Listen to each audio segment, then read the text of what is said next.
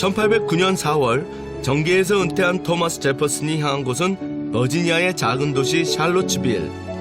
이곳에서 그는 교육 발전에 힘씁니다. 그 일환으로 이곳에 미국을 이끌어 나갈 인재를 키우기 위해 대학을 세웠습니다. 이곳이 바로 버지니아 대학입니다.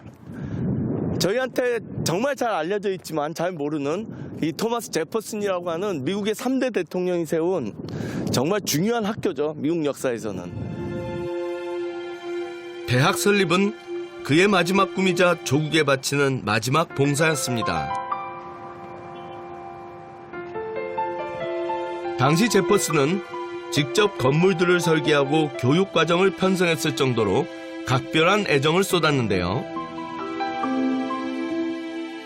그 중에서도 특히 정성을 들인 건물이 있습니다.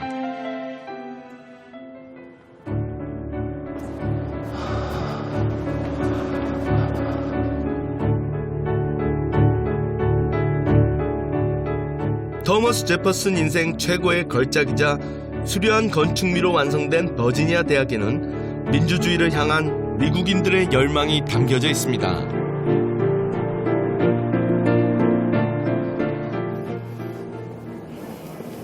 이 로톤다를 보니까 그 고대 그리스의 민주주의와 고대 로마 제국의 공화주의가 절묘하게 건축 양식 속에 혼합되어 있다는 느낌이 딱 듭니다.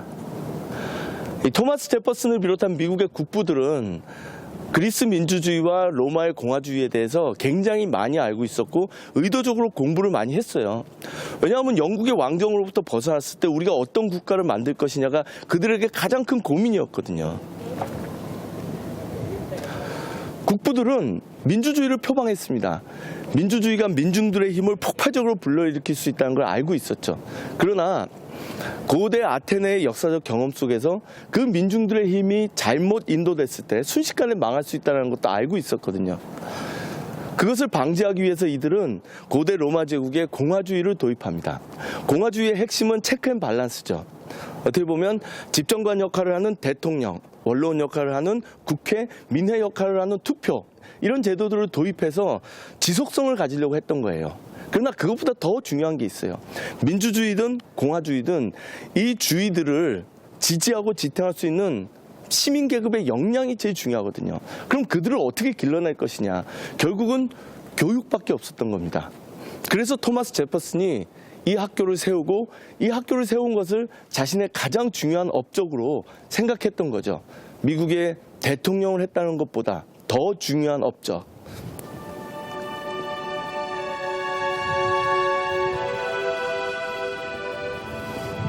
이 대학을 나온 대표적인 위인 중에 한 명이 바로 이곳에 있는 우드로 윌슨 대통령입니다. 그는 미국의 대통령을 했었지만 그보다 더 중요한 건 그가 민족 자결주의를 들고 나왔다는 거죠.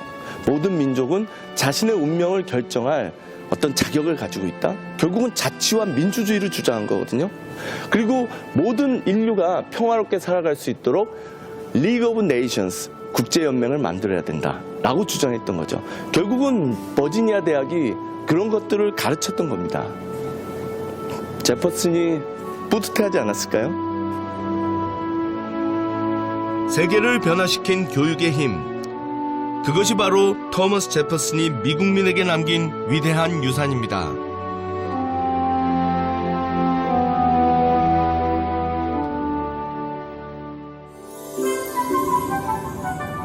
버지니아 주인 제퍼슨으로 인해 명소가 된 곳이 또 하나 있습니다. 셰논도어 계곡 중앙에 위치한 이곳 로브리지 카운티에 한때 세계 7대 자연경관으로 선정된 자연풍광이 있답니다. 지금 제가 내추럴 브릿지라고요. 미국에서는 정말로 유명한 어떤 자연적인 다리를 찾아가고 있습니다. 토마스 제퍼슨이라고 하는 미국의 그 유명한 대통령이 이 내추럴 브릿지를 보고 이렇게 표현했거든요. 자연이 만든 최고의 걸작이다. 그리고 많은 사람들이 그 표현이 지금도 유효하다라고 얘기를 합니다. 굉장히 기대가 돼요. 이야, 이 내추럴 브릿지가 어마어마하게 큰데요? 높이 66m, 폭 46m에 이르는 석회암 다리입니다. 이 다리에 반한 제퍼슨이 미국 독립혁명 직전 영국 왕으로부터 이 일대를 사들였던 일화는 유명하죠. 지금 이 내추럴 브릿지가 우리한테 이렇게 알려지게 된 건 이 펜실베니아, 필라델피아 그 동부 지역을 중심으로 해서 수많은 개척자들이 서부와 남부로 향할 때 바로 이 루트를 통해서 갔다라는 거예요. 그러니까 그들은 어떻게 보면 대자연으로 들어가는 입구에서 만나는 첫 번째 경이 이제 그게 바로 이 내추럴 브릿지였던 거죠. 얼마나 많은 사람들이 이 미국의 대륙을 개척하기 위해서 서부로 향했을까. 그때 그들은 이 다리를 지나면서 무슨 생각을 했을까. 개척의 역사가 시작되는 곳입니다. 이제 미국의 자연은 최초의 정착민에게 척박했던 모습에서 벗어나 풍요와 번영을 약속하는 새로운 세상으로 열리게 된 거죠.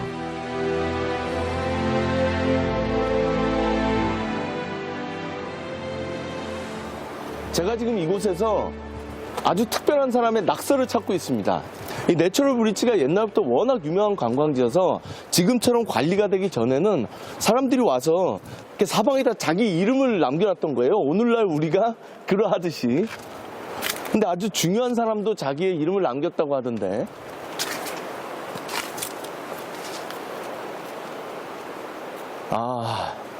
저기 있네요. 정말로 중요한 사람답게 어려운 데다가 이름을 남겼는데 지금 이 맞은편에 저렇게 하얗게 마크되어 있는 안에 GW라고 써 있거든요. 조지 워싱턴입니다. 그러니까 1750년경에 18살이었던 워싱턴이 이곳을 찾아서 너무 감동을 받아서 자기의 이니셜을 새겨놓은 거예요. 어떻게 새겼을까요? 저기다. 그리고 그 치기 어렸던 10대의 워싱턴은 본인이 이 내추럴 브릿지보다 더 이름이 알려진 그런 위대한 정치가가 될 거라는 것을 상상이나 했을까요? 그 역사가 참 재밌는 것 같아요.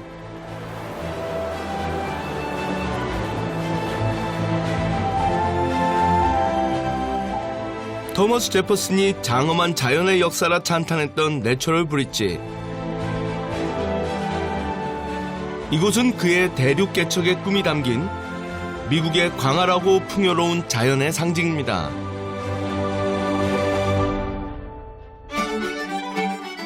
이제 저는 미국 역대 대통령 중 최고라 평가되는 에이브리엄 링컨의 발자취를 따라 워싱턴 DC를 거쳐 게티스버그로 갑니다.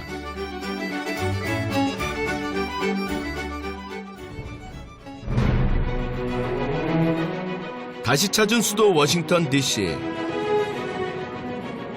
그 중심부인 내셔널몰에는 링컨 기념관이 자리하고 있습니다. 에이브리엄 링컨의 공적을 기리며 건축된 이 기념관은 워싱턴 DC의 최대 명소 중 하나입니다. 여기 와서 느끼는 건 결국 이 미국이라는 나라가 권력과 권위를 고대 그리스와 로마로부터 가지고 왔다는 게 다 보여요. 워싱턴은 오벨리스크로 표현되어 있잖아요.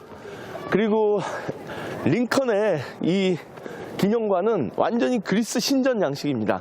그런가 하면 반면에 토마스 제퍼슨은 로마 제국 양식을 또 가지고 있거든요. 그에게로 가는 길. 왠지 발걸음이 숙연해지는데요. 링컨은 한마디로 위대한 리더죠. 수십 년간 노예제로 인해 대립했던 남과 북은 링컨의 당선으로 결정적 파국을 맞습니다. 링컨이라는 도끼에 의해 나라가 두 동강이 났다고 표현할 정도였죠.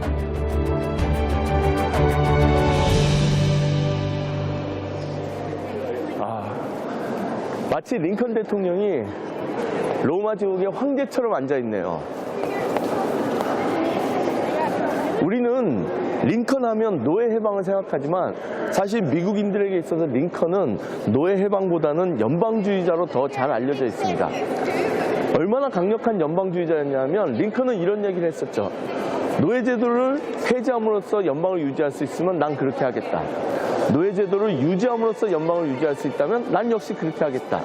연방을 유지하기 위해서 지금처럼 남북이 나눠져 있어야 한다면 난 그것도 받아들이겠다. 결국 그에게 있어서는 미국이 하나로 통합되어 있는 게 제일 중요했던 겁니다. 결국 그는 미중의 위기 속에서 이 나라를 구했고 오늘날 미국이 강력한 국가로 성장하는데 정말로 버팀목이 됐던 거죠. 그럼으로써 링컨은 대통령의 가장 중요한 덕목이 국민을 통합하는 리더십임을 후대 사람들에게 보여주고 있습니다.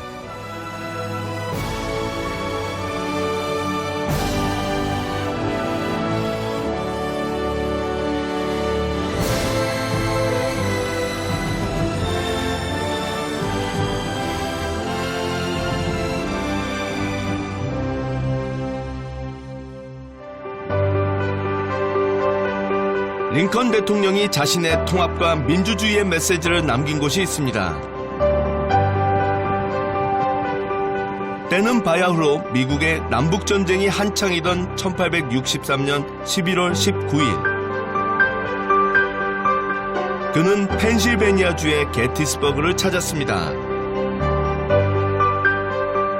사실 이곳은 미국 남북전쟁의 격전지였죠.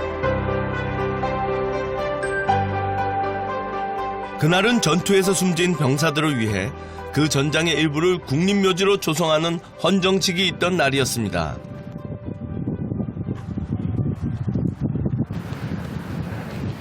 링컨이 그 유명한 연설을 한 장소가 바로 이 근처입니다. 여기 그렇게 써 있네요. 켄터키의 아들인 에이브리엄 링컨이 그의 불멸의 연설을 한 장소가 바로 이 근처다. 행사에 참석한 에이브리엄 링컨이 목숨을 잃은 병사들의 영혼을 위로하며 2분여간의 짧은 연설을 하게 된 겁니다.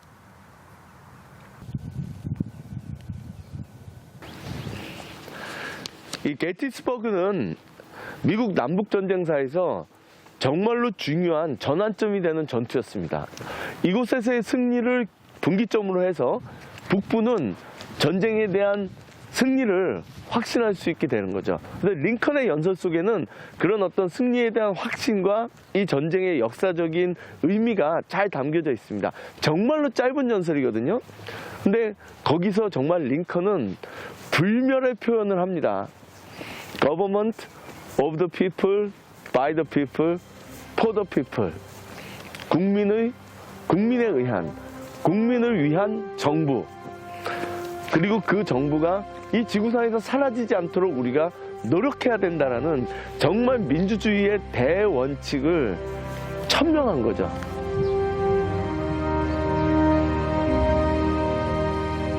그가 남긴 정신은 여전히 살아 숨쉬며 현대 민주주의의 방향타가 되고 있습니다. 결코 이들의 희생을 헛되게 하지 않겠다는 그의 다짐처럼 말입니다.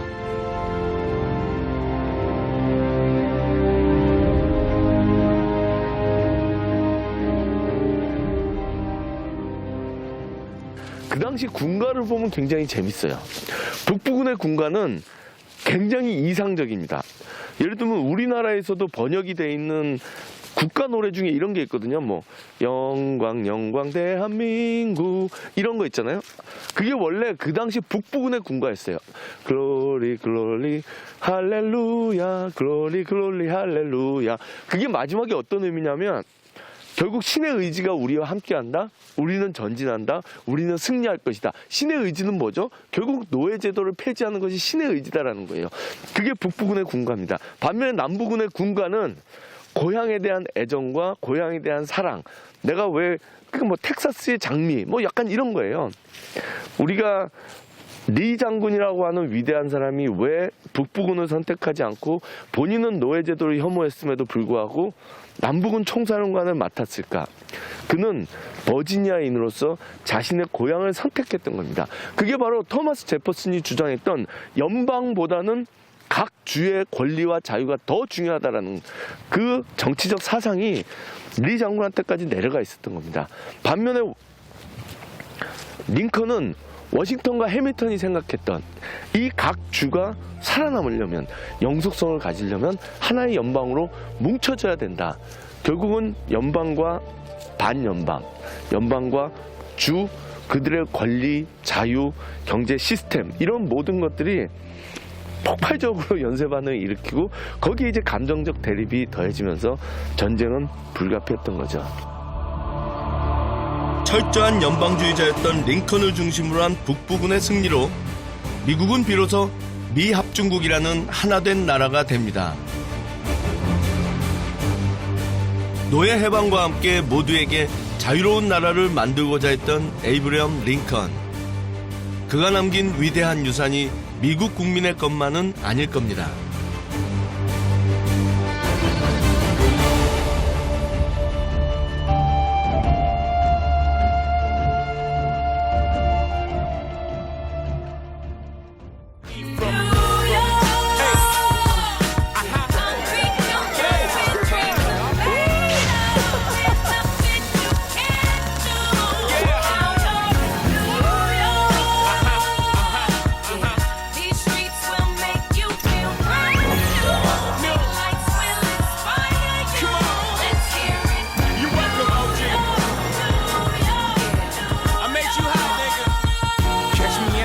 With OG at a Yankee game. Shit, I made the Yankee hat more famous than the Yankee game. You should know I bleed blue, but I ain't a crypto. But I got a gang of niggas walking with my click though. Welcome to the melting pot. Corners where we selling rock. Africa been by the shit.